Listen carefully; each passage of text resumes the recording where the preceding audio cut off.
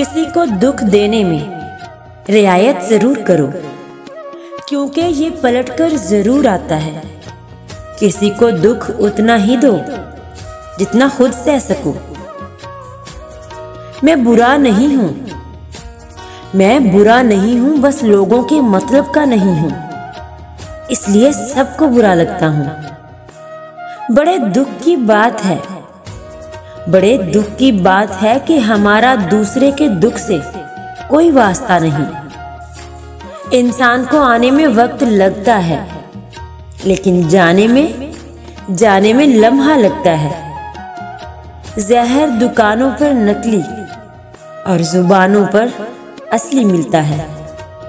अल्लाह से रुजू करने में देर न करो, बेशक उसने अर्शे इलाही पर लिख रखा है कि मेरी रहमत मेरे गज़ब पर गालिब है।